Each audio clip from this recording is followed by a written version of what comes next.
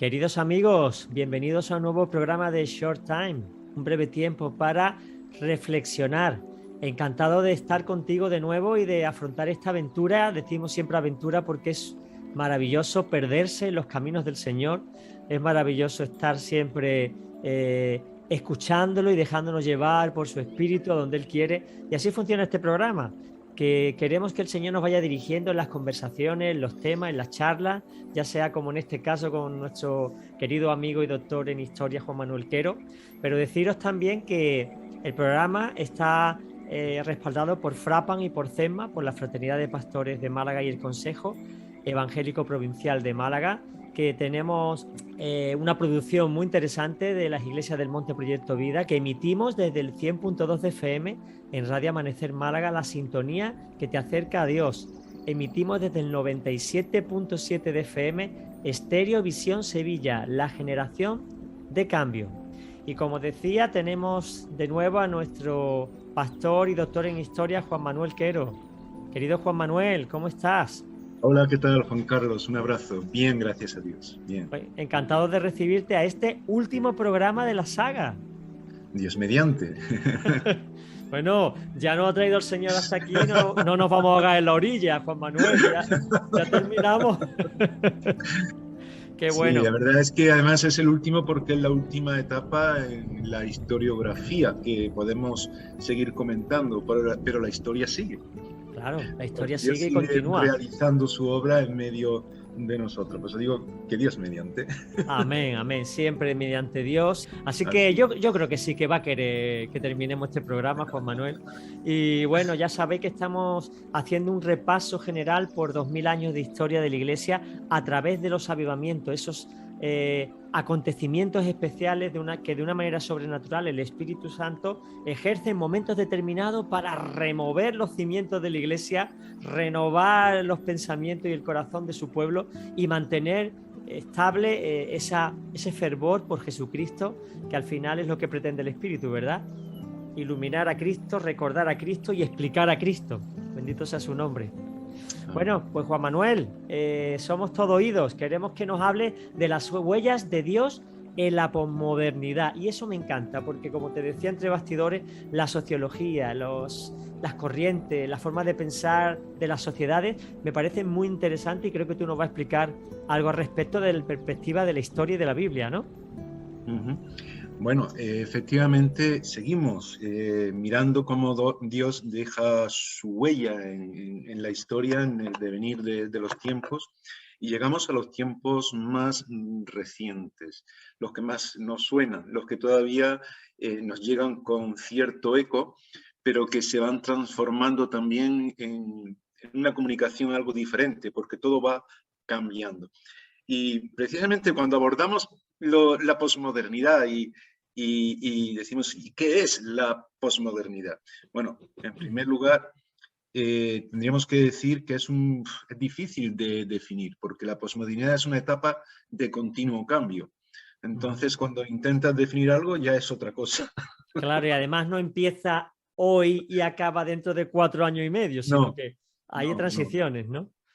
No, y a pesar de que se marquen algunos hitos para clasificar las diferentes etapas de la historia, siempre son, digamos, etapas que cerramos de manera artificial, porque no se determinan, digamos, drásticamente, sino que siempre hay una transición.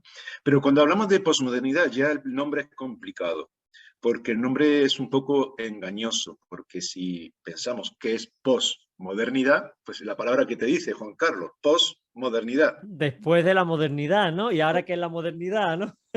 Claro, tendríamos que entrar, bueno, la modernidad ya la definimos anteriormente, Sí, pero señor. cuando hablamos de posmodernidad, claro, parece que estamos hablando de lo que viene después de la modernidad, y en alguna forma lo es porque es la etapa en la que estamos, pero no es la consecuencia de seguir con la modernidad, no es después de la modernidad. En realidad, la forma de quizás darle significado a lo que implica la posmodernidad es como lo que realmente es contrario a la modernidad. Es decir, es una antimodernidad. No, eso es lo que realmente significa. No, no que signifique etimológicamente, pero sí lo que contiene este. Lo que contiene es una antimodernidad. Es un rechazo a muchas de las cosas que se han vivido en la modernidad. De hecho, varios conceptos se abren. Cuando se estudia la transición que hay entre la modernidad y la posmodernidad, se llega a otro concepto que es la metamodernidad, es decir, más allá de la modernidad. Es decir, es que ya no tiene que ver con la modernidad. Se define por lo que ha ocurrido, pero no por lo que es la modernidad. Es otra cosa. Y de ahí que al final se diga que la posmodernidad, de hecho, ya ha muerto como concepto definitorio y que ahora lo que estamos viviendo es una ultramodernidad, algo que va mucho más allá de la modernidad. Y claro, ¿de dónde surge esto? ¿Por qué hablamos de todo esto? Pues por lo que hemos estado viviendo en el siglo XX. ¿Y qué hemos vivido en el siglo XX? Pues de todo. Las guerras mundiales han condicionado enormemente ese cambio drástico, ¿verdad? Claro, la Gran Guerra, que es como se suele llamar a la Primera Guerra Mundial, la Segunda Guerra Mundial, con todas las guerras consecuentes a estas, porque con la Segunda Guerra Mundial se suponía que bueno, ya más o menos los tristes acontecimientos se habían terminado, pero ¿qué va? De ahí surgieron un montón de guerras civiles que todavía se están dando en diferentes lugares, todavía estamos en guerras en diferentes sitios, pero De la misma hecho, guerra... de Sí, hecho, la perdón. guerra de Ucrania es consecuencia todavía de la Segunda Guerra Mundial, de ese pacto de no agresión mutua entre ambos bandos, Occidente y Oriente, donde había unos países que no podían estar dentro de la OTAN. Ahora países como Ucrania quieren entrar en la OTAN y Rusia dice de nanay y se lía de nuevo, ¿verdad?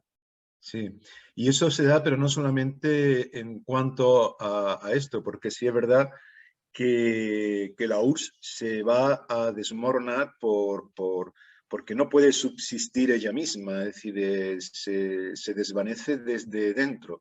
Y de ahí que se independicen las repúblicas que estaban unidas como esa Unión Soviética que recordamos. Y los países van adquiriendo su propia soberanía, pero además es que fue por decadencia de la misma URSS Sí. como tal. Claro, lo que está ocurriendo ahora pues, es una barbaridad en el sentido de menoscabar a las gentes, a la soberanía de los propios países y demás, Sí. y pensar que aquí hay un par de bloques nada más, a ver quién es el más fuerte. La Guerra Fría que ha confrontado todo lo que tenía que ver con el tema del capitalismo y el comunismo y todo esto, en realidad todo eso se ha terminado como tal, es decir, por lo menos de una manera psíquica, aunque los poderes sigan, hay una psicología social donde eso ya no tiene sentido y se expresa mucho en diferentes cuestiones, que es lo que tiene que ver con la posmodernidad. Pero es que además, en medio de todo este siglo XX, todo esto que hemos vivido ha roto al ser humano. Es decir, porque en medio de todo eso hemos visto la respuesta o la no respuesta de los creyentes, la respuesta o la no respuesta de políticos que se suponían que eran ejemplares. Claro. Y lo que ha habido que ha sido, es que no han sido simplemente unas guerras, aunque podemos hablar de genocidios diferentes. Nada más que en las guerras del siglo XX se Madre dice mía. que está mirando la estadística y han muerto como 110 millones de personas. Que se Es dice pronto, ¿eh? una barbaridad. Es una barbaridad. Antes de la guerra de Ucrania también hubo un tipo de holocausto en Ucrania, que es lo que se conoce como el Holodomor, que es un tipo de holocausto que se da pues un poco antes de la Segunda Guerra Mundial, donde mueren también millones de personas. El mismo holocausto que nos recuerda tanto a Auschwitz con todo lo que supone, donde mueren 6 millones de judíos. Los genocidios en Camboya, en Ruanda. Terrible, Es decir, terrible, podríamos terrible. poner, entonces, todo esto ocurre en este tiempo. En este tiempo que incluso luego se nos proyecta con actos terroristas. Y el terrorismo vemos cómo introduce miedo en los países incluso más prósperos. No está tan lejano y podemos recordar cuando entramos en el tercer milenio, el 11S en Nueva York, ¿verdad? Sí, sí, Eh, sí. es decir, todas estas cosas que también las hemos vivido muy cerca con otro tipo de terrorismos y demás en España, todo esto ha resquebrajado el modernismo. Es decir, países unidos en la forma de razonar, en la cultura, pues al final, Hubo una fractura ahí, ¿verdad? Una claro, fractura ha habido que una un antes fractura y un como después. diciendo de qué ha servido todo esto. Y cuando en el modernismo se acaban los grandes valores, los grandes acontecimientos, pues al final la posmodernidad dice que no me vale. O sea, Esta Juan es la- Manuel, que el modernismo exaltaba al hombre como la medida de todas las cosas, ¿no? El Renacimiento, la Ilustración, el hombre era la medida y era.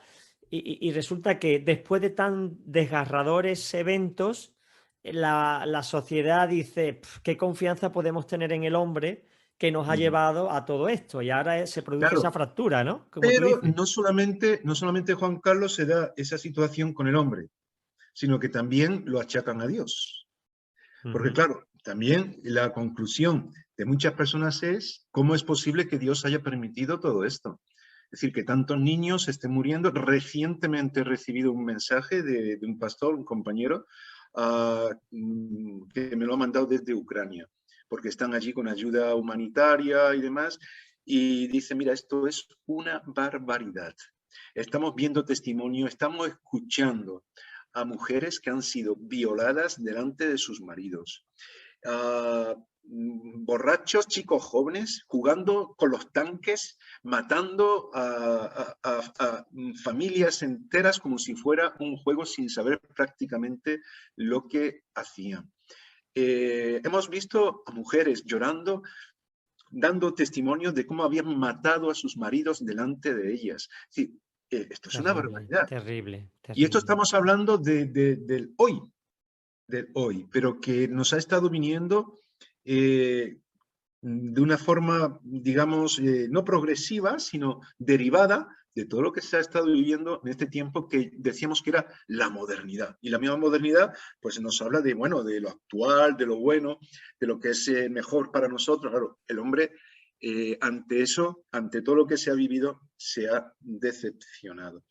Y ahora lo que hay un sociólogo, ya que te gusta tanto la sociología, Bauman llegaba a hablar de que este es el tiempo de la cultura líquida. ¿Y eso La, qué es? la cultura líquida es lo que es inmediato, es como el agua, ¿no? Por eso pone ese simbolismo, ese ejemplo de lo que es el agua.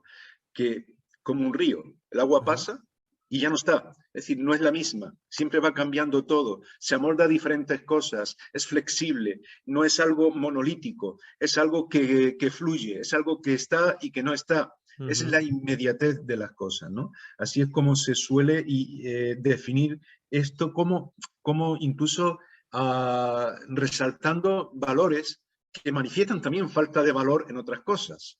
Es decir, los grandes relatos que comentábamos antes, o el metarrelato que se suele llamar, pues ya no se acepta en la posmodernidad. Es decir, lo que se acepta es lo que me afecta a mí ahora, de manera inmediata y en el momento. Y no quiero saber nada del mañana. Es muy importante cómo el Espíritu Santo se mueve en todo lo que ocurre para dar una respuesta, para que el hombre actúe, para que tenga esperanza. Si vemos estas pinturas, estos son murales, de Banksy, que es un pintor muy conocido internacionalmente de protesta y de posmodernidad. Aquí vemos símbolos de la modernidad, como es la Gioconda de Leonardo da Vinci con un bazooka, ¿no? Y está curioso, con esa media sonrisa ahí, el bazooka como diciendo: sí, sí, me estoy riendo, pero te la voy a tirar. Claro, pues es el tiempo de las batallas, de la guerra, donde los niños sufren, donde la desesperanza es algo que es una realidad, por eso la idea es de sálvese quien pueda, lo inmediato, lo que yo pueda sacar. Es lo que tú antes me estabas comentando cuando hablábamos entre bastidores, cómo muchas veces se aparta la cara del que sufre, del Mm. mendigo, del marginado, del vulnerable, y dependiendo de qué situación está en nuestro entorno, así actuamos, porque cada uno quiere salvar lo suyo. Me llama mucho la atención la imagen de la niña que está cacheando al soldado, ¿no? Quitándole las armas, sí, sí. Como quitándole las armas, y porque en definitiva son los que más sufren todo esto. Una pequeña chica también con ese globito que se engancha a la O de no, no future, no hay futuro, ¿no? La desesperanza de esos niños que sufren, que son víctimas de la guerra, y hay otros muchos ejemplos que podríamos poner: los muros que separan los países. A la derecha, en la parte de abajo, podemos ver el chico enviando flores en vez de bombas. Al otro lado del muro, en este caso son los muros de Jerusalén, que separan Palestina de Israel, y la situación que representa tantos muros, ¿no? Como sería el de Berlín, que en el año 1990 marcaría ya un antes y un después cuando caería.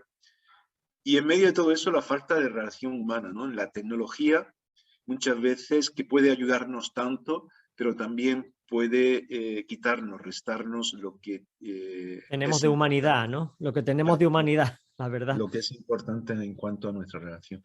Bueno, aquí Banksy ahí tiene muchas otras imágenes que nos recuerda precisamente la realidad que estamos viviendo en estos momentos, ¿no? Y por eso Antonio Marina también hablará de un tiempo que es diferente. Antonio Marina es un ensayista, filósofo, pedagogo, escritor, y él habla de que las cosas han cambiado, las cosas son ya diferentes. La cultura líquida, volviendo a Bauman, nos define la posmodernidad también como algo que son diferentes comienzos. Él dice: la vida líquida es una sucesión de nuevos comienzos, con breves e indoloros finales. Es decir, como que empieza una cosa, termina otra, y es lo que va definiendo todo esto. Y en medio de todo ello, decía Antonio Marina, este filósofo, escritor, él habla de la nueva generación.com, la generación.com, ¿no? Donde, por claro, Internet, las nuevas tecnologías, va a marcar una tercera revolución industrial que tiene que ver con la modernidad, y que nos va a llevar a un planteamiento de las cosas también que tiene que ver con lo inmediato. Lo inmediato nos agobia, pero no queremos pensar en el mañana, sino en el hoy, porque no hay futuro. ¿Por qué? Porque la muerte está ahí. Es decir, las guerras, los genocidios, las barbaridades que ocurren dentro de las casas, la violencia de género, el hecho de que los niños estudien, o que los jóvenes se preparen para una carrera y luego ni siquiera puedan desarrollar. Eso es lo que hace que se entienda que la modernidad se ha resquebrajado por todos lados, y que lo que hay que vivir ahora es algo nuevo. Antonio Marina hablaba de esto incluso hablando de una ética de acción. La gente ya... Pero claro, aquí hay algo que es un tanto complicado. Porque las personas que estaban, digamos, empujadas por unos valores, o que estaban empujados por unos valores, se vive ya la frustración y la decepción de esos valores. Es decir, en la modernidad, que tú decías antes, Sí. que se decía que el hombre tal, y que, claro, pero el hombre representaba también el aspecto religioso. Y la religión enseñaba: hay que hacer esto, y hay que hacer esto, y hay que hacer esto, y va a ir bien. Y luego ocurre todo lo que ocurre, y Claro. vivimos todo lo que vivimos. Y además, aquellos que nos dicen que hay que hacer las cosas de una manera determinada, aquellos que se ponen en la cúspide de la ética para decir: tenéis que hacer las cosas así, nos dan el peor ejemplo. Claro, claro. Entonces, Y ¿cómo me también, puedo creer yo eso? claro, y tema de la ciencia, también hay muchas personas que se han decepcionado, ¿no? Porque tantos avances que se benefician nada más cierta parte de la población, por ejemplo, el tema de las vacunas, los países ricos inundados de vacunas, los países pobres no tenían. O sea, que ahí hay una decepción general que al final, fíjate tú, es curioso que aunque el ateísmo avanza, pero la gente cada vez busca más los valores espirituales. Yo creo que es por la decisión del hombre. Como decía Nietzsche, el hombre es Dios, Dios ha muerto y se ha puesto en su lugar el hombre. Nos hemos dado cuenta que eso no es verdad. que el hombre no puede ser la medida de todas las cosas, no puede garantizar nada, que la gente sigue muriendo, que las guerras siguen ocurriendo y que al final tiene que haber un sentido de trascendencia que nos lleve a buscar, ¿no? Y es curioso cómo la religión está creciendo. Mm, Hay un claro. deseo. ¿Eso forma parte de la posmodernidad? Bueno, más que crecer la religión, lo que está creciendo, creo yo, porque yo creo que el hombre ha sido creado a imagen y semejanza de Dios, y al estar fuera de Dios hay un hueco que si no estás con Dios, ese hueco necesitas llenarlo con algo. Claro, Y de ahí surge la necesidad de religión, de superstición, de ver qué puedo introducir ahí, pero es que es Cristo el único que puede estar ahí. Problema el problema es el Cristo que se ha enseñado, que muchas veces no corresponde a lo que la palabra de Dios nos muestra y a lo que Él es. El problema es cuando queremos poner ahí pues algo que no es, ¿no? Y sobre eso la generación.com, esta cultura líquida de la que estamos hablando y de posmodernidad, está decepcionada. Entonces, ¿qué ocurre? Que lo que quiere no es una ética donde lleguen algunos que tenéis que hacer las cosas así y este es el punto 1, punto 2 y punto 3, cuando la corrupción está alrededor de todos y algunos claro. se intentan poner como si fueran los puros. Eso hoy no se acepta para nada. Por eso hoy se habla de una ética de acción. Tú me enseñas que esto es lo que hay que hacer, pero hay que hacer, tú lo tienes que hacer, lo tenemos que hacer juntos, hay que caminar. No solamente es una teoría. Claro. La posmodernidad está cansada de teoría y lo que quiere es acción. Es decir, que como decía Santiago, muéstrame tu fe por las obras, ¿no? Ujú, sí. Es decir, que, Hay, que hay, realmente hay se también puede algo dar. que se ha perdido, Juan Manuel, y es los valores absolutos. Ahora todo es relativo. Ahora es difícil hablar con una persona que está enfocada en el posmodernismo porque dice, bueno, si a ti te va bien, estupendo, a mí me va bien otra cosa. Entonces, claro, si no hay unos patrones, unos valores que fundamenten nuestras creencias, ya vale cualquier cosa si a ti te va bien.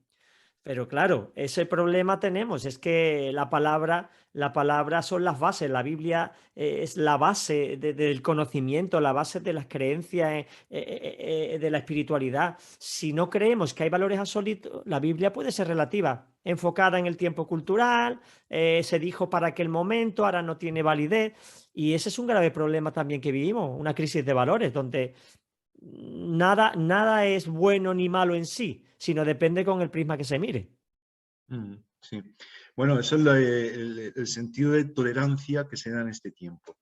Pero también hay que tener en cuenta una cosa. Es verdad que lo que tú dices, que tiene que ver con, bueno, pues que cada uno haga lo que quiera, yo haré lo que yo crea y ya está, ¿no? Ese es un sentido de relativismo, de que todo más o menos da igual porque todo se ha roto. Los grandes valores a mí no Claro. me han servido y podemos poner mil ejemplos de cómo la sociedad se ha dañado, ¿no? Y surge pues ese sentido de, pues bueno, que yo creo que tiene que ver mucho con el efecto de la muerte, lo que estamos comentando antes. Si creemos que todo termina con la muerte, que cada uno viva como quiera, y ya está, si se va a terminar todo ahí y no va a haber nada más, ¿no? El carpe diem, que se ha puesto de moda en este tiempo. Sí, sí, Tú sí. fíjate que no hay nada nuevo debajo del sol.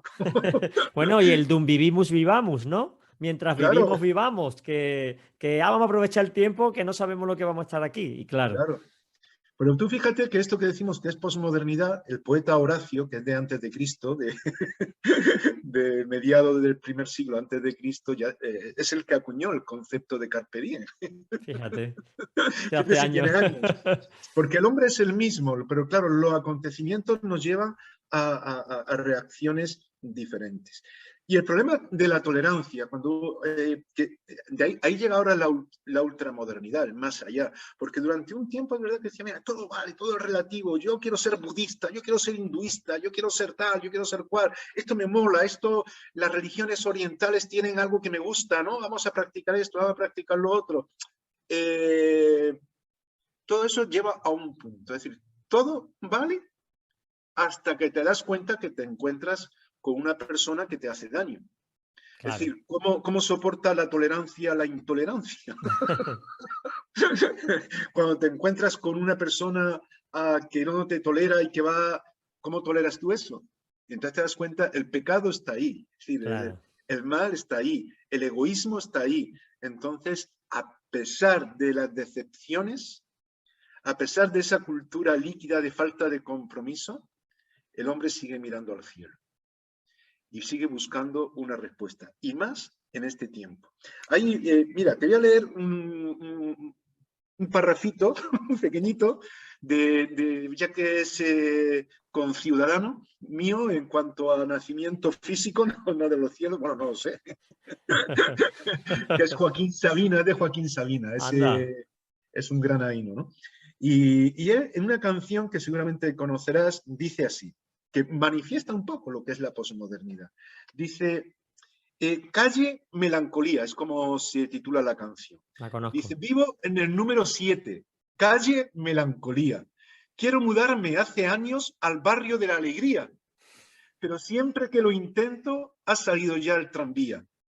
Y en la escalera me siento a silbar mi melodía. Es un poeta, la verdad. Es un poeta, pero manifiesta la realidad de estar viviendo en la decepción, y yo me quiero ir a un sitio donde esté bien, pero no hay forma de encontrar ese tranvía que me lleve, siempre se me escapa, no hay forma de que encuentre algo que me satisfaga. Yo lo cogí el tren, se llama Jesucristo, y me llevó a la calle de la alegría, ¿eh? Ahí es donde yo iba a entrar ahora. Efectivamente. Porque ese tranvía es Cristo que nos lleva al Señor, que nos perdona, y es el tiempo. Yo tengo claro que estamos en un tiempo de oportunidad de avivamiento, de despertar, de nuevo despertar. Y tenemos que darnos cuenta la época que nos ha tocado vivir para dar la respuesta adecuada. Quizás tendríamos que plantearnos también cómo afecta esto al creyente, cómo afecta al cristiano, porque estamos en el mismo mundo. Y vamos a comprar a la panadería y vamos al mismo sitio, hablamos con la gente y estamos en este contexto de posmodernidad. Bueno, no sé si tú ves muchos cambios, Juan Carlos, pensando en todo lo que hemos hablado anteriormente, pero... Sí, yo lo que veo es que ese relativismo moral también está en la religión, porque hablo con muchas personas compartiendo unos valores absolutos que nos da la palabra, ¿no? El amor al enemigo, el poner la otra mejilla, el compartir con el que no tiene, en obedecer a Dios, que es el que tiene el criterio justo de lo que está bien y lo que está mal. Pero después hablo con personas y me dicen, no, pues si yo creo, yo hablo con mi padre, que murió hace 3 años, y tenemos religiones a la carta. Antiguamente, digamos, la Iglesia Católica tenía el control espiritual de las masas. Hoy día tenemos religiones individuales a la carta. Es otra etapa de la evolución de la religión, y es curioso porque es que cada uno tiene su propia teología, ¿eh? Hay cantidad, cada persona tiene su propia teología y es diferente. Aunque sea cristiana incluso, aunque sea una teología cristiana. Totalmente, hay gente que mezcla el espiritismo con el cristianismo, que mete costumbres paganas con costumbres cristianas. O sea, ahí hay una fusión y tiene que ver con la experiencia. Yo tuve esta experiencia y es lo que creo. Pero no hay un valor absoluto que te haga derivarte a derecha e izquierda para corregir esos errores. Y claro, si yo no tengo viga maestra, ¿cómo saber que ese es el camino correcto? Necesito la plomada que me diga, esto está bien, no, esto está desviado. Tengo que reenfocarme para poder aceptar. Y ahí hay una cuestión importante que tiene que ver mucho con la posmodernidad. La posmodernidad se fija más ahora, que en parte, como no hay nada nuevo debajo del sol, como decía, ¿no? En parte eso ya ha ocurrido antes, pero se fija mucho en el testimonio, más que en lo que dices. Exacto. Ahora, el problema es cómo cuadramos lo que decimos con el testimonio. Porque no podemos presentarnos como perfectos. No podemos presentarnos con el sentido de, mira, es que yo no fallo, tú tienes que hacer esto que es lo mejor como yo lo hago. A veces nos equivocamos y ese incluso testimonio que podemos dar en momentos dados puede llevar al engaño, porque somos imperfectos, porque somos pecadores. Entonces hemos de entender que lo que tenemos que hacer es proclamar a Cristo y decir, mira, yo soy pecador, pero Cristo me perdona. Y además entiendo, porque cuando yo acepto, cuando yo vivo como el Señor quiere, que es quien me ha creado y sabe lo mejor para mí, mi deseo es no pecar. Pero caigo también, me equivoco. Y poder presentarnos también como personas vulnerables como los demás, pero que en Cristo hay una transformación, que es diferente. a como muchas veces se entiende el cristianismo. La acción, el testimonio. La ética, y esto es algo de lo que diferentes, incluso cristianos en este tiempo de posmodernidad han estado hablando, esa ética de acción, esa ética para esta generación de .com, es más bien una ética, debería ser más bien para los cristianos, en nuestra proclamación, y es lo que vivimos, una ética de brújula. Una ética no mecánica, sino una ética de brújula. ¿Qué significa eso? Pues una ética que siempre nos haga encontrar el norte. Siempre sepamos cuál es la dirección. Que no sea simplemente punto 1, punto 2, punto 3, tienes que hacer esto. No, no. En medio de mil situaciones que estamos viviendo, ¿por dónde me lleva el Espíritu de Dios? En base a los principios bíblicos, pero son principios que nos dirigen hacia un norte, pero sin embargo hay muchas personas muy dogmáticas, muy tal, no, esto está mal, y te castiga y te condena, y luego él es como las personas que querían apedrear a la mujer adúltera, ¿no? Ahí van todos, nada, ha quebrantado todos los puntos, ¿no? Claro, por eso Jesús cuando le preguntan cuál es el gran mandamiento, él de alguna forma ya en ese tiempo también manifiesta una ética de brújula. Es decir, amar a Dios con todo tu corazón y con toda tu alma y con toda tu mente. Y eso no es posible si no amas a tu prójimo como a ti mismo también. Porque está unido, es el segundo mandamiento. Y ahí se encierra todas las leyes. Si tú quitas esto, se cae todo. Entonces no es cuestión de punto 1, punto 2. Es cuestión de buscar la voluntad de Dios, amar a Dios y amar a tu prójimo. Y ahí has dado la clave, Juan Manuel, porque, claro, yo puedo opinar una cosa sobre la religión y tú puedes opinar otra. Pero cuando yo te estoy demostrando con mi vida que hay un amor que sobrepasa al mero amor natural, tú dices, esta persona tiene algo especial. Es lo que hablábamos del testimonio. Cuando el testimonio es diferente, las personas prestan atención. ¿Por qué? Porque le estamos demostrando que estamos en el camino. Cuando la gente ve que hay algo especial en nosotros y podemos decir, mira, lo que tú ves no es mi bondad, es que yo le dejé a Jesús entrar en mi vida y está actuando a través de mí. Y lo que ves es al mismo Dios en mí. Eso ya derrumba todo este posmodernismo, derrumba todo este relativismo y te dice, pues es verdad, porque llevo toda la vida buscando. Antes pensaba una cosa, porque hay una evolución en el pensamiento de cada persona. Yo mismo como persona que no conocía a Cristo, pero que tenía una tendencia a buscar, yo cambié mi forma de pensar sobre la parapsicología, sobre los ovnis, sobre la vida, sobre el mundo, sobre el final de los tiempos. Pero cuando llegó a Cristo, hace ya tres décadas, mi pensamiento sigue estable. O sea, no ha cambiado. O sea, es que he encontrado la verdad, las bases. Ahora lo único que hay que hacer es desarrollar sobre esas bases mi día a día. Como pues tú decías, ¿qué hago? ¿Qué hago hoy con esto? ¿No? Pero eso, Juan Carlos, es decir, yo no diría que derrumba el posmodernismo, sino que da respuesta al posmodernismo. Porque la gente, en definitiva, lo que hace es gritar desde su necesidad. Claro. Y la respuesta la tiene Cristo, la tiene el Señor. Entonces, por eso es el tiempo de la Iglesia. Y para un mundo posmoderno tenemos que presentar a un Dios que podríamos decir, entre comillas, es posmoderno en cuanto a la respuesta. Porque tú, fíjate, lo que tú has dicho es el micro relato que la gente necesita. Porque es decir, la gente ya ha cambiado el telescopio por el microscopio, para ver las cosas más así. Y cuando ve que Dios ha tocado la vida de Juan Carlos, que ha habido un cambio, que ha habido un testimonio, entonces dice, pero eso es él, y es lo que está viviendo, y él es como yo. Claro, es que no es cuestión de decir simplemente Jesús ha resucitado, y eso implica un cambio en el mundo. Bien, sí lo es. Pero cuando yo digo que esa resurrección afecta a los detalles de lo que ocurre en mi casa, cambia. Ahí está el microrrelato. Y el microrrelato, el pequeño relato que parece insignificante para muchos, para mí es el gran relato porque es mío. Claro. Es tu vida. Esa es la respuesta para un mundo postmoderno.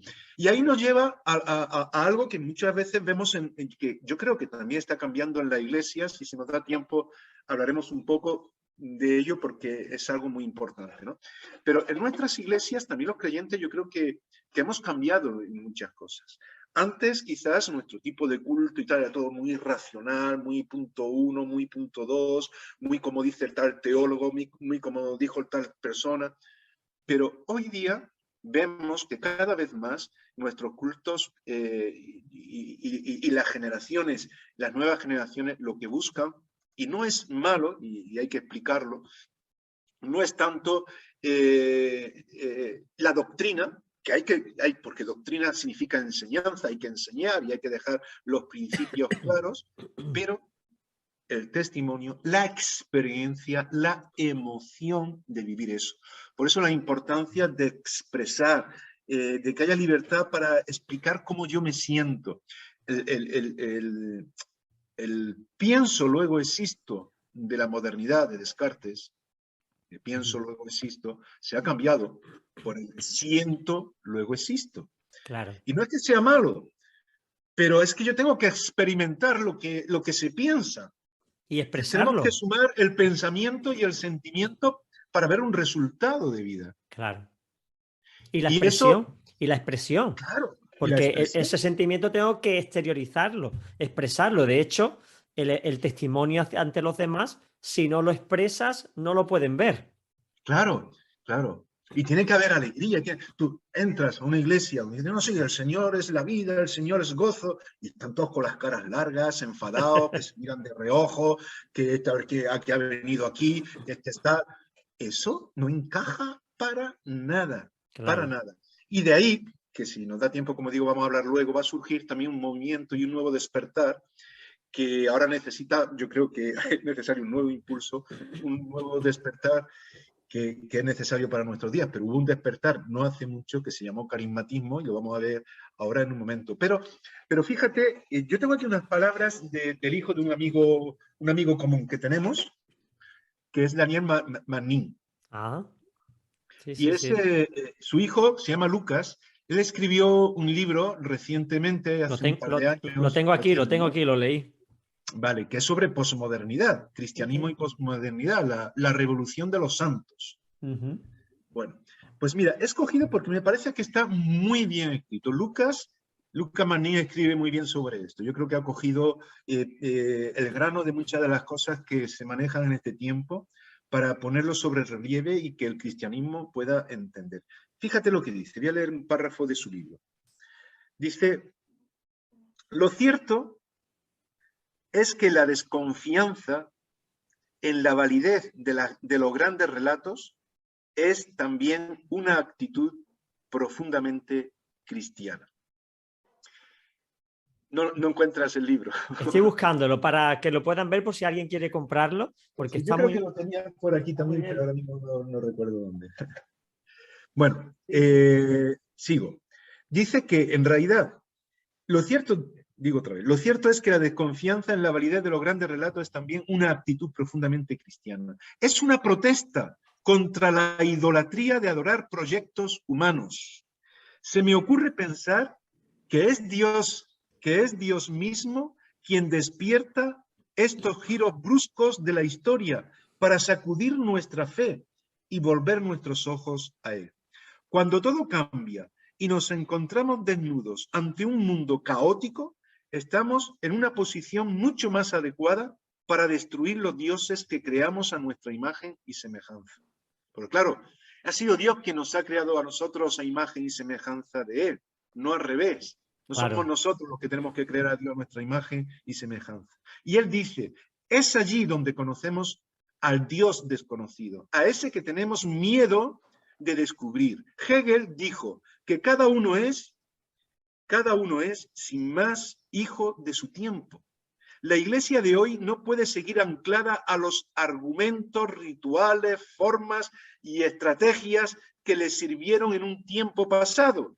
Nuestra confianza no está puesta en esas cosas, sino en nuestro Señor Jesús. Y yo creo que esa es la cuestión. Hay que salir de los atavismos, de las ataduras, de aquello que un día nos ayudó, que fue útil, pero hoy no lo es, porque las cosas han cambiado. Así es. Y si lo mantenemos, pues lo que vamos a mantener son argumentos y rituales que tienen que ver con una religiosidad. Aquí está el libro, muy interesante. Recuerdo que al leerlo me sorprendió, muy bien escrito, la verdad, con mucha erudición, pero a la vez sencillo para comprenderlo. Os lo recomendamos, ya que Juan Manuel ha sacado, no sabía que iba a hacer referencia al libro, pero os lo recomendamos. Se llama Cristianismo y Posmodernidad, la rebelión de los santos. La rebelión de los santos, efectivamente. Pues esto nos lleva a algo que es importante. La palabra de Dios es respuesta al mundo de hoy. Es para nuestros días, con una proyección que nos lleva al futuro, porque una de las cosas que tenemos que proclamar, y eso es algo que uno de los teólogos que surgieron en ese tiempo de inicio de la posmodernidad, cuando se nos cae todo, Karl Barth, que son uno de los teólogos, hay un grupo de teólogos que crearán una escuela con una línea diferente a cómo se entendían las cosas, y eso creará también cierta reacción en el mundo cristiano. Pero Karl Barth decía, los predicadores, la iglesia, no tienen que proclamar muerte, sino todo lo contrario, tienen que proclamar la resurrección. Es decir, tienen que proclamar que la vida no termina en la muerte, sino en la resurrección. Y eso te da un enfoque diferente. Y hablaba del día a día, del presente, como con la Biblia. Dice, el predicador tiene que llevar la Biblia en una mano y el periódico en la otra. Efectivamente. Porque tienes que ver cuáles son las necesidades y cuál es la respuesta de Dios en medio de lo que estamos viviendo. Pues bueno, con todo esto va a surgir algo que yo creo que también es importante. ¿Qué ocurre? ¿Qué pasa con las denominaciones que se han ido formando? Cuando muchas veces estamos parcelándolo todo y vemos que de pronto todo cambia y que se resquebraja todo y que, bueno, hay una cuestión importante que surge en este tiempo y es lo que se llama ecumenismo. Ajá, interesante palabra y que está en auge. Ahí hay un conflicto con esta palabra. Explícale un poquito, Juan Manuel, para nuestros oyentes. Bueno, pues el ecumenismo es tener un equilibrio entre todos los creyentes, entre todos los cristianos. Es decir, lo que pasa que se puede, digamos, enfocar de diferente manera. Cuando hablamos de ecumenismo, estamos hablando de tratarnos todos los creyentes de la misma forma, pero claro, en el sentido de que todos somos pueblo de Dios.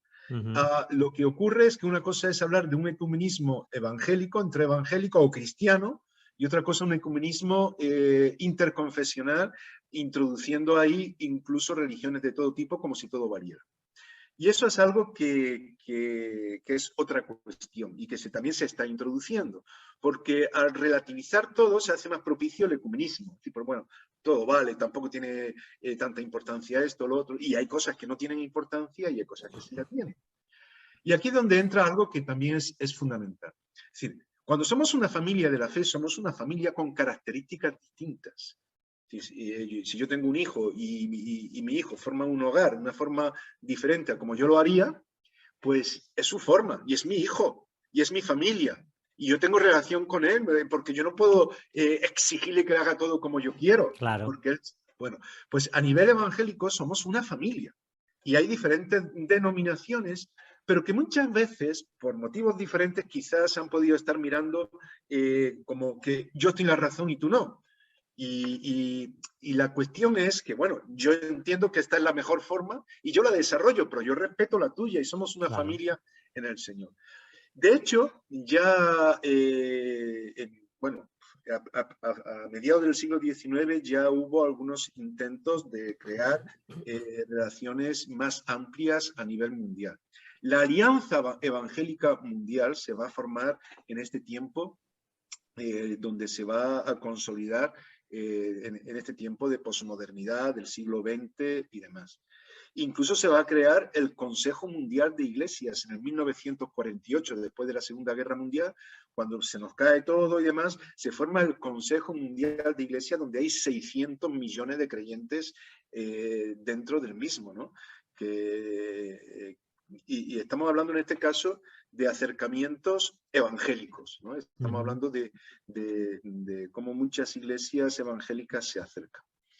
Pero surgirá también algo muy interesante en este tiempo y será el Concilio Vaticano II, porque la Iglesia Católica también forma parte de nuestro entorno y la Iglesia Católica también tendrá una respuesta en medio de todo ello.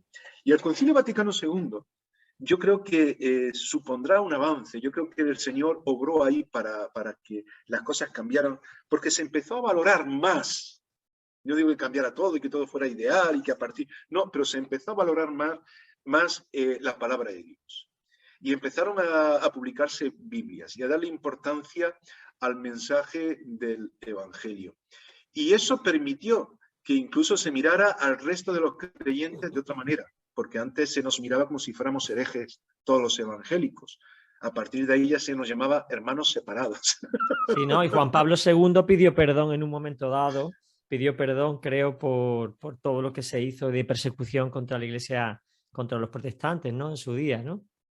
Pero por eso digo que efectivamente se va a crear un sentido más de equilibrio en ese aspecto de, de, de mirarnos como un solo pueblo. Pero claro, el Concilio Vaticano II, es decir, ahí están sus dogmas, una serie de cosas que nosotros no compartimos, pero sí que le dio importancia a la Biblia. Y eso permitió que la Biblia se desarrollara mucho más, es decir, la palabra de Dios pudiera llegar a muchas personas. Muchos de los libros que empezaron a leerse también dentro de los centros educativos católicos, de los seminarios, universidades católicas de teología y demás, están escritos por protestantes. Incluso muchas de las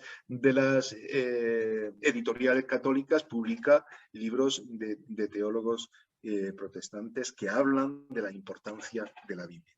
Claro, todo esto va a ser algo que yo creo que de alguna manera se va a estar usando para que haya un avivamiento. Y ese avivamiento a mediados del siglo XX se va a desarrollar de una forma bastante poderosa.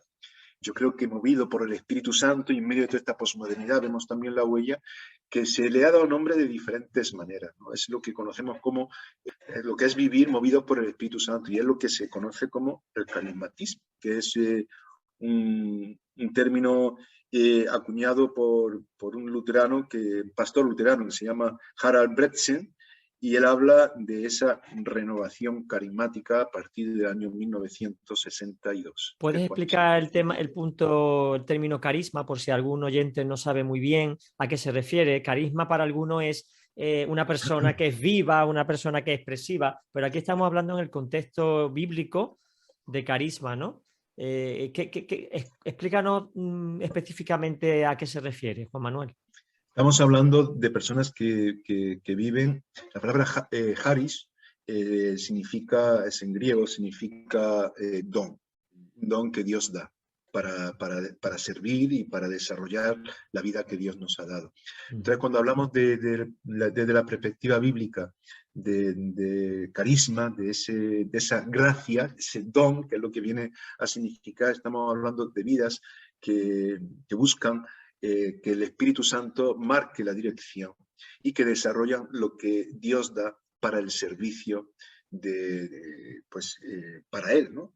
Para servir en la iglesia, para servir al Señor en medio de las cosas que vivimos. Y surgió esto de una forma, hubo un movimiento bastante fuerte que surgió a mediados del siglo XX y que pues ha cundido a lo largo de los años siguientes.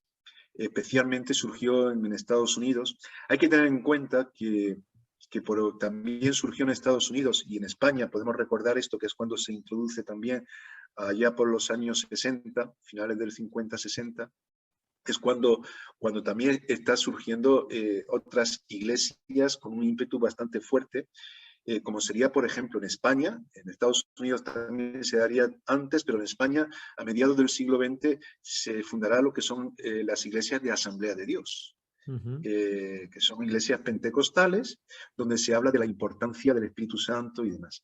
Pero también se estaba precisamente leyendo la historia tan reciente de la iglesia de Filadelfia, la iglesia pentecostal de Filadelfia, que es una iglesia gitana, pues también llega a España pues en los años 60, con un hermano hubo diferentes hermanos que conocieron el Evangelio en Francia, y en Francia recibieron algo muy especial y quisieron compartirlo en España y regresaron. Y uno de ellos fue el hermano Emiliano, Emiliano, como se le llama, que murió hace no mucho, partió con el Señor. pues quiso traer a su familia y a la gente que conocía lo que él había experimentado, la salvación y esa unción especial que él había recibido de Dios y por muchos motivos que él expresa que le llevó a esa experiencia, ¿no? Y comenzó a crecer la iglesia y hoy día en España la iglesia más numerosa es la iglesia Filadelfia en España. Bueno, en ese tiempo tanto la iglesia de Filadelfia como en España, estoy hablando, Asamblea de Dios, como en otros lugares, en Estados Unidos y en Latinoamérica y en diferentes lugares de Europa, se empezó a compartir, perdón, algo que tenía que ver con ese deseo de servir al Señor, sintiendo las cosas, algo tan típico de la modernidad, sintiendo las cosas y expresando el poder de Dios en medio de nuestras propias necesidades. ¿Qué ocurrió? Pues que muchas personas contactaron con otros creyentes también, de otras iglesias, de otras denominaciones, y yo creo que se creó una especie de, ¿cómo diría yo?, de teología diferente, es decir, no de desarrollo de una denominación determinada, sino porque cuando hablamos de carismáticos o hablamos de ese avivamiento carismático o de renovación, que también se suele llamar así, es decir, un movimiento de renovación. Estamos hablando de algo que empieza a ocurrir en todas las denominaciones. No se habla de carismatismo en la iglesia pentecostal, por ejemplo, porque se supone que eso lo experimentaron ellos de una manera especial en un momento dado. Pero hay una especie de vasos comunicantes, es decir, que afecta a todos y que tiene que ver con el hecho de poder vivir esos digamos, ¿cómo diría? No dones, porque los dones es el servicio, sino vivir en la libertad que el Señor te da sin estar atado simplemente a normas y demás, sino atado a lo que es la voluntad de Dios, a lo que la palabra de Dios expresa, y que no dependamos de una institución, sino que dependamos de lo que Dios quiere, y que la institución esté dispuesta a cambiar en esa línea. Bueno, pues empiezan a cambiar muchas iglesias, incluso denominaciones, sintiendo la experiencia de lo que es depender plenamente del Espíritu de Dios en este tiempo. Y a eso dio un despertar. Hubo hermanos gitanos que incluso compartían con payos lo que habían experimentado. Estoy pensando, por ejemplo, no sé si has oído hablar de Alberto Araujo. Alberto Araujo fue un pastor de la Iglesia Evangélica Española, amigo mío de hace muchos años, que ya partió con el Señor. Y bueno, él experimentó un avivamiento especial que él compartió y por eso incluso se le reconoce como uno de los líderes del carismatismo en España. Y fue porque un gitano también le compartió y orando y buscó lo que el Señor realmente quería de su vida y hubo un cambio en cuanto a empezar a vivir más acorde a lo que era la dirección de Dios, ¿no? Al final, Juan Manuel, tiene que ver con lo que Lutero experimentó en su tiempo, ¿no? Romper con la institucionalidad para tener una relación más cercana con Dios y empezar a vivir lo que la palabra decía, ¿verdad? Es que al final el Espíritu Santo siempre está haciendo lo mismo. Claro, cuando estamos estudiando la historiografía, lo que se va escribiendo, lo que se nos va diciendo que ha ocurrido en diferentes siglos, te das cuenta que se cumplen siempre unos principios. La iglesia se estanca, se duerme, se le da una importancia a las tradiciones, a la institución. Hay algunos que son los que quieren manejarlo todo. Dios rompe con eso. Algunos que están dispuestos a salir de todo eso porque quieren seguir el camino de Dios y no el camino de algunos, pues son perseguidos, son muchas veces maltratados y juzgados, pero Dios hace su obra a través de ello y crea un gran despertar. Esos son los puntos que constantemente se van a estar repitiendo, y en este tiempo de posmodernidad es lo que ocurre. Hay personas que dicen, bueno, es que 1 Tesalonicenses 5:19 dice, no apaguéis al Espíritu. Y efectivamente, en este tiempo donde el relativismo enfocado bien lleva a flexibilizar las fronteras de las denominaciones y de todo esto, y muchos dicen, bueno, es que este es mi hermano, y él ha experimentado esto siguiendo a Cristo, yo quiero seguir a Cristo de esta manera también, y yo no tengo por qué mirarlo de reojo. ¿Qué ocurre?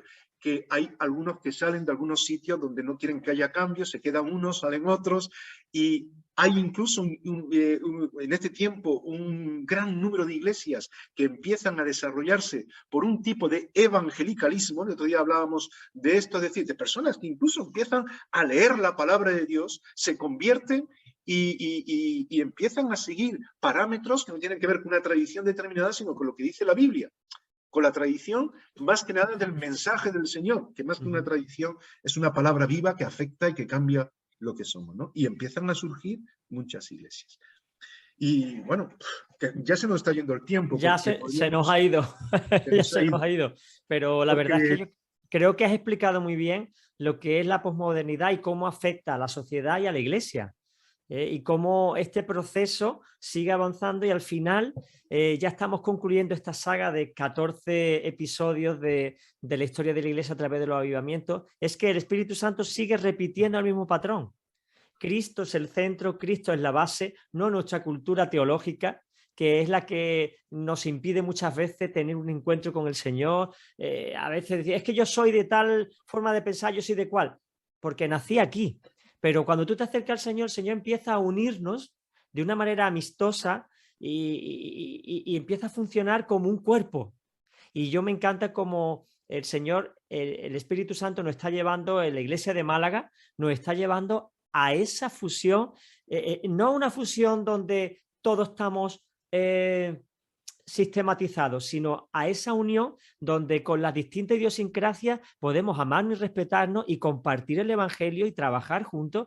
Ese es un milagro que solo el Espíritu Santo puede hacer. Y algunos nos podemos resistir a cambiar nuestros moldes, pero los odres pasan. Pero el vino nuevo refresca, hidrata, reanima y da visión a la iglesia, que al final somos una. Y creo que el Señor no falla en esto. Y el que no quiere subirse al carro de esta renovación, pues acabará oxidado. Pero el Señor siempre está diciendo a todos unirse, que sean unos como tú y yo somos uno, en perfecta armonía. Así que gracias, Juan Manuel, porque entendemos que el avivamiento es permanente. No es cuestión de un tiempo, sino que el Espíritu Santo siempre ha estado trayendo avivamiento sobre el corazón de su pueblo para traer refresco y renuevo. Y bueno, y animar dentro de poco, espero dentro de un par de meses, se pueda dar a luz este nuevo libro de la historia del cristianismo a través de los avivamientos. Hay muchas cosas que no hemos podido comentar por falta de tiempo, pero en el libro se recogen todas ellas y pues eso, animar que podáis también tenerlo en su momento. Amén, lo tendremos y vamos a disfrutarlo. Ya sabéis que todos estos programas los podéis ver en el canal de YouTube Iglesia del Monte Proyecto Vida. Ahí están toda la saga. Si alguien tiene interés, ahí puede ver el teléfono de contacto, el correo electrónico y le enviamos la saga íntegra con los 14 episodios paso a paso. Lo hemos disfrutado muchísimo contigo, Juan Manuel, con el conocimiento que tú tienes de la palabra, de la historia y cómo el Señor nos ha ido guiando de una manera sencilla, pero espero que haya sido fluida y agradable para todo el público que nos está escuchando y edificante para toda la iglesia. Muchas gracias, Juan Manuel. Gracias a vosotros. Un fuerte abrazo. Y a todos nuestros oyentes, os recuerdo eso, que la iglesia sigue viva, que el Espíritu Santo sigue renovándonos, que Cristo vive, pero su iglesia también, que pronto vendrá por nosotros, pero que mientras seguimos caminando en este valle de sombra, de muerte, pero qué bonito es vivir con el Espíritu Santo, vivir con la iglesia y vivir con los dones que Dios nos ha dado, que entre ellos hay maestros, pastores, evangelistas, profetas. Únete a la iglesia, permanece con nosotros, el Espíritu Santo nos arropa, sigamos juntos, esperemos la venida del Señor con gozo y disfrutemos de este libro que Juan Manuel está terminando en base a las clases que nos ha dado, a las masterclass que nos ha dado acerca de la historia de la iglesia a través de los avivamientos. Recuerda que nos vemos la semana que viene en un nuevo programa de Short Time, un breve tiempo para reflexionar. Un fuerte abrazo.